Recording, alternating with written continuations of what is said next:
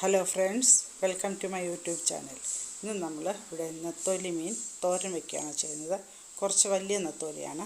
നമുക്കത് നല്ല ടേസ്റ്റായിട്ട് തോരൻ വയ്ക്കാം. അപ്പോൾ അതെങ്ങനെയാണ് ചെയ്യുന്നതെന്ന് നോക്കാം. തോരൻ്റെ അരപ്പിന് വേണ്ടിയിട്ട് കുറച്ച് തേങ്ങ, ചെറിയ ഉള്ളി, ഇഞ്ചി, വെളുത്തുള്ളി, പച്ചമുളക്, നമ്മൾ കുറച്ച് ജീരകവും ചേർക്കുന്നുണ്ട്. ഒരു തക്കാളിക്കയും പുളിക്ക് വേണ്ടിയിട്ട് നമ്മൾ വടക്കം പുളിയും ചേർക്കുന്നുണ്ട്. അപ്പം നമുക്ക് ആ തേങ്ങയെല്ലാം കൂടെ ചതച്ചെടുക്കാം. തക്കാളിക്ക് നല്ലപോലെ അരിഞ്ഞു എടുക്കാം.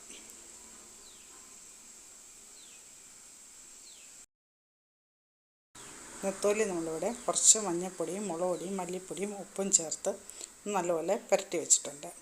നമുക്ക് കുറച്ച് ഉലുവായും വേണം. ഉലുവായും ഒന്ന് വറുത്തെടുക്കാം, വറുത്ത് പൊടിച്ചെടുക്കാം.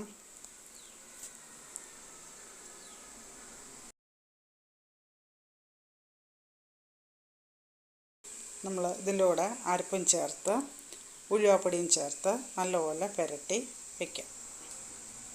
തക്കാളിക്കും ഇഞ്ചി പച്ചമുളകും എല്ലാം ഒരുമിച്ച് ചേർത്താൽ മതിയാവും. അരപ്പും ചേർത്ത് തക്കാളിക്ക പച്ചമുളക് ഇഞ്ചി വെളുത്തുള്ളി എല്ലാം ചേർത്ത് നല്ലപോലെ ഒന്ന് പുരട്ടി വയ്ക്കാം. നമുക്ക് പുളിക്ക് വേണ്ടിയിട്ട് വടക്കം പുളിയാണ് ചേർക്കുന്നത്.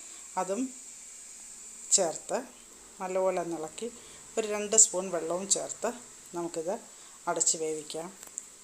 നല്ലപോലെ ഒന്ന് ഇളക്കിയെടുത്തതിന് ശേഷം ഉപ്പും ചേർത്ത് ഉപ്പൊക്കെ പാകത്തിനുണ്ടോ എന്ന് നോക്കി നമുക്കിത് അടച്ച് വേവിക്കാം.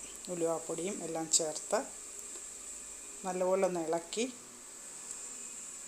കറിവേപ്പിലയും ചേർത്ത് നമുക്കിനി അടച്ച് വേവിക്കാം. നമുക്കിതൊരു 15 മിനിറ്റ് കൊണ്ട് ഇത് വെന്ത് വരും. അപ്പം നമ്മുടെ നെത്തോലി തോരൻ ഇവിടെ റെഡി ആയിട്ടുണ്ട്. നല്ല മണമാണ്. കുറച്ച് കറിവേപ്പിലയും നമുക്ക് കുറച്ച് പച്ച വെളിച്ചെണ്ണയും ചേർത്ത് നമുക്കിത് ഗ്യാസ് ഓഫ് ചെയ്യാം. ഇങ്ങനെ തോരൻ വയ്ക്കുന്നതിന് നല്ല മണമാണ്. നമ്മൾ ചോറിനാനൊക്കെ നല്ല ടേസ്റ്റാണ്.